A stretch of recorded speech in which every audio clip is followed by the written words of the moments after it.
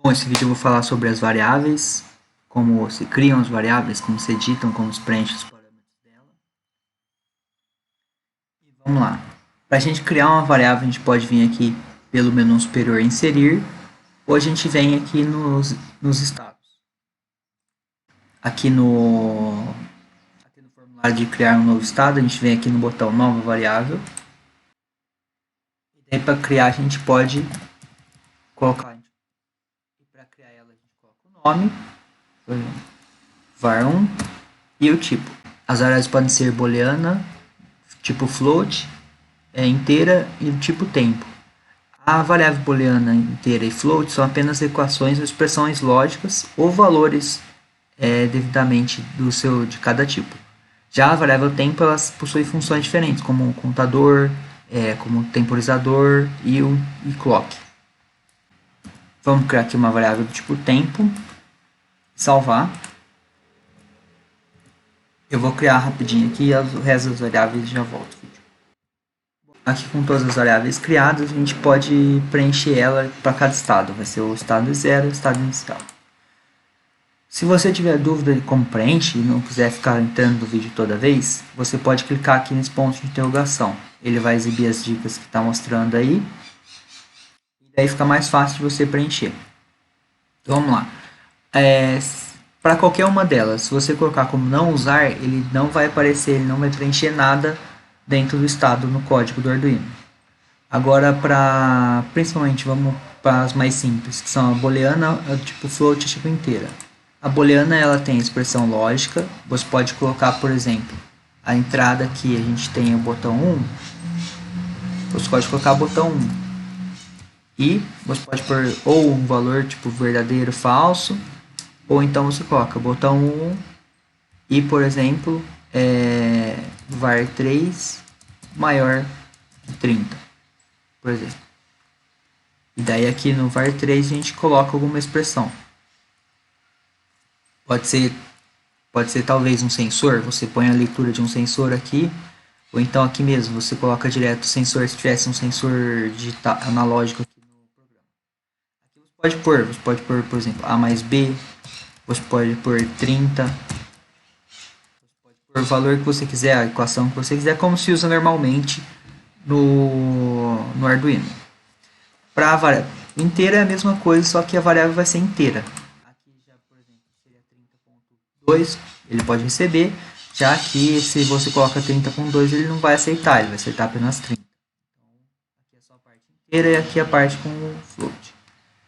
Agora para as variáveis tempo, eu vou deixar aqui do lado a parte de preencher a parte de dicas. Para a gente ver aqui, ó, o contador crescente ele vai começar a contar o tempo de 0, que é o tempo que você começou o estado, até o estado mudar. E você não precisa preencher nada, como a gente pode ver aqui nas dicas. Ele vai começar a contar e não vai parar. Enquanto estiver naquele estado, ele vai continuar contando. Já o contador decrescente, você vai digitar um valor, ou pode ser um termo, pode ser uma expressão, um número, e ele vai começar a fazer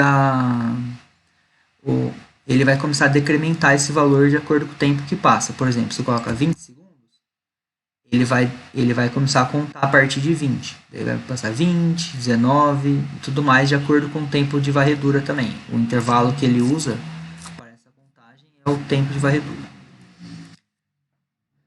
Agora, para o temporizador, ele faz praticamente o oposto.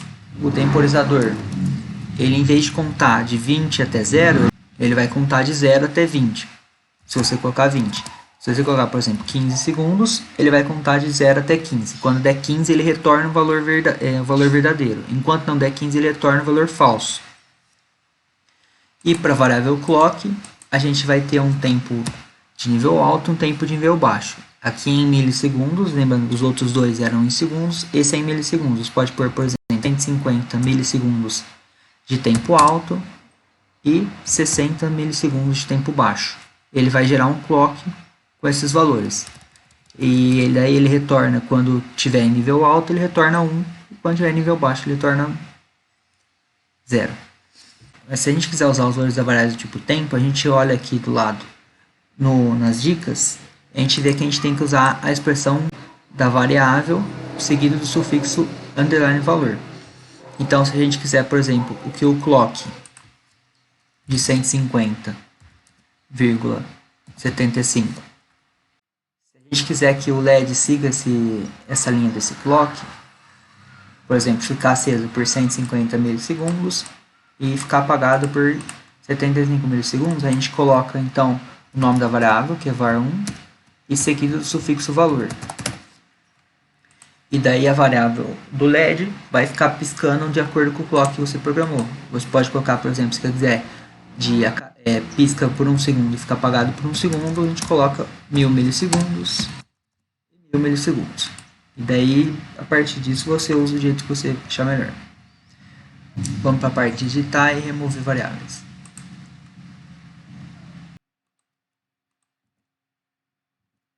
Bom, agora na parte de digitar variáveis, a gente pode vir aqui em editar no menu superior ou apenas no botão direto de variáveis.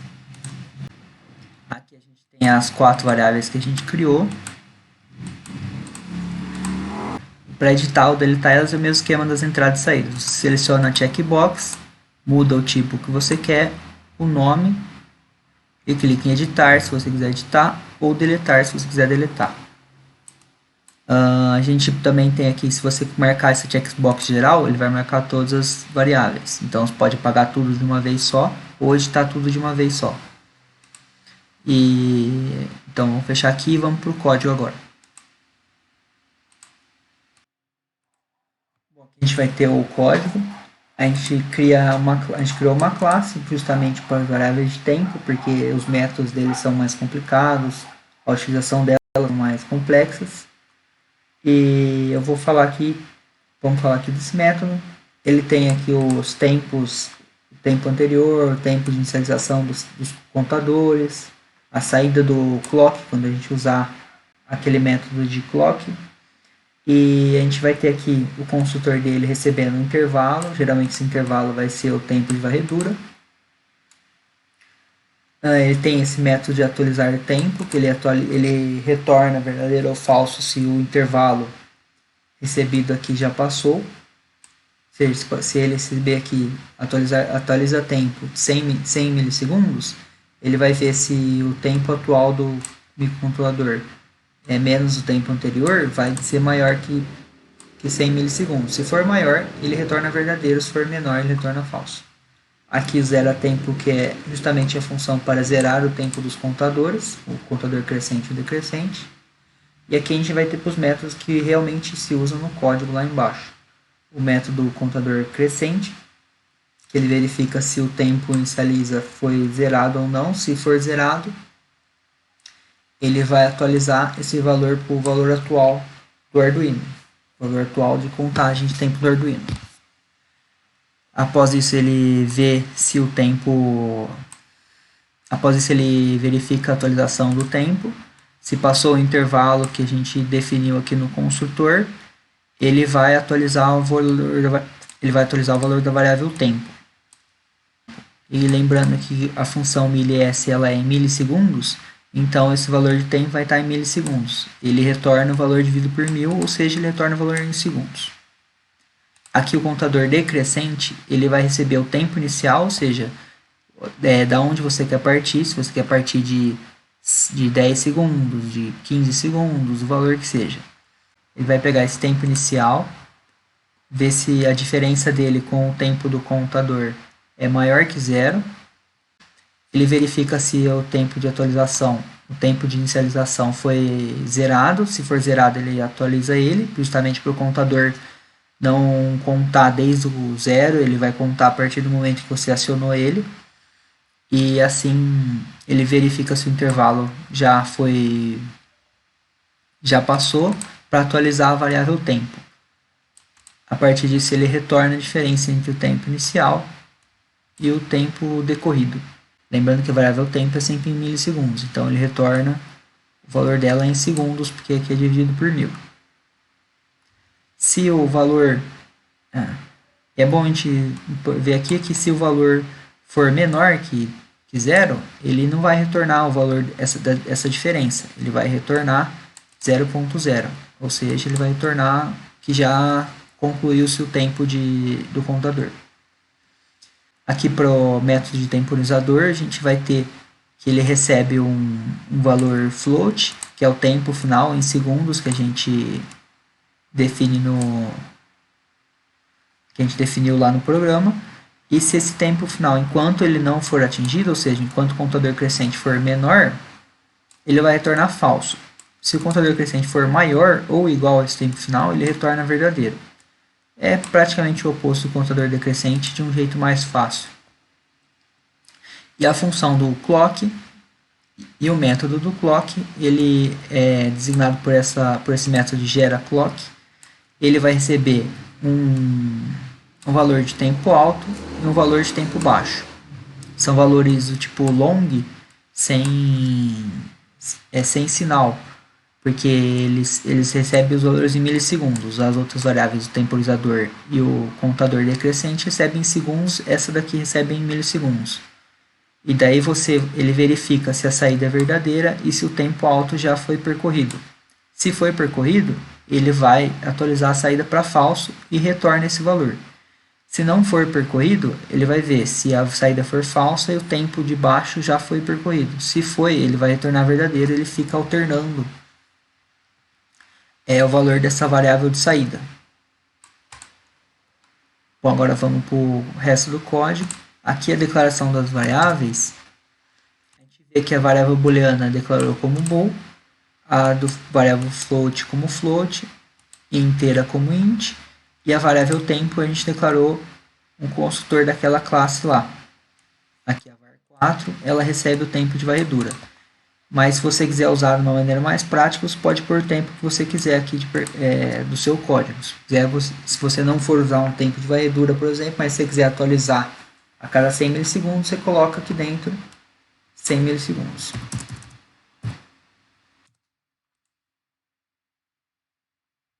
Bom, aqui na função setup não tem nenhuma diferença. E na função loop é que a gente começa a ver as diferenças. Antes, nas transições dos estados, era apenas o if. Ele era apenas uma linha, esse if. Agora, como a gente tem os contadores crescentes e decrescentes, e o temporizador, ele leva essa variável de 0 a tempo. Porque cada vez que você alterna de estado, esse tempo aí, teoricamente, ele zera. Ou seja, se você foi de estado 0 para 1, o tempo do contador vai zerar. Se você não quiser que esse tempo zere, se você quiser que no estado 0 ele comece a contar um tempo, e no estado 1 ele continue a contar esse tempo, você pode apagar essa linha e pronto, você vai ter aí no estado 0 ele vai contar e no estado 1 também. Bom, aqui na lógica dos estados é bom que a gente sempre se lembre de criar primeiro as variáveis do tipo tempo no programa, uma vez que ela, como é declarada só dentro do estado, como ela é utilizada dentro do estado, esse valor, se a gente usar ela aqui embaixo, por exemplo, ele vai dar erro na hora de compilar e vai dar erro na hora de rodar o programa, porque essa variável 4 aqui não vai existir, vai existir só na linha de baixo, então a gente tem que criar ela antes de usar ela. Aqui a gente pode ver que ela vai pegar o valor do contador crescente e na variável 3 ele vai pegar esse valor e armazenar esse valor. Daí na variável 1 a gente vai verificar se o botão foi acionado e se a variável 3 é maior que 20, ou seja, como a variável 3 recebe o valor do contador, a gente vai ver, ele vai começar a contar, após 20 segundos ele vai retornar verdadeiro para essa expressão. E o LED inicia como desligado. Já no estado 1 a gente usa o temporizador com 15 segundos.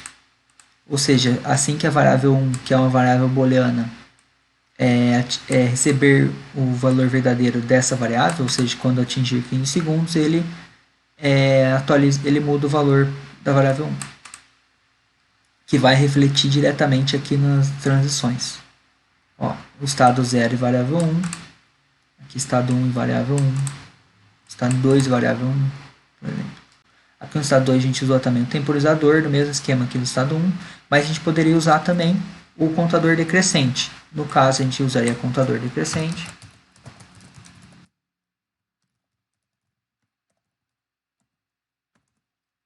E aqui a gente receberia var valor, seria var valor igual a zero. Ele funcionaria do mesmo jeito, ou seja, quando o contador decrescente ia começar a contar de 20 até 0, quando ele atingisse 20, a gente teria o valor da variável 1 como verdadeiro.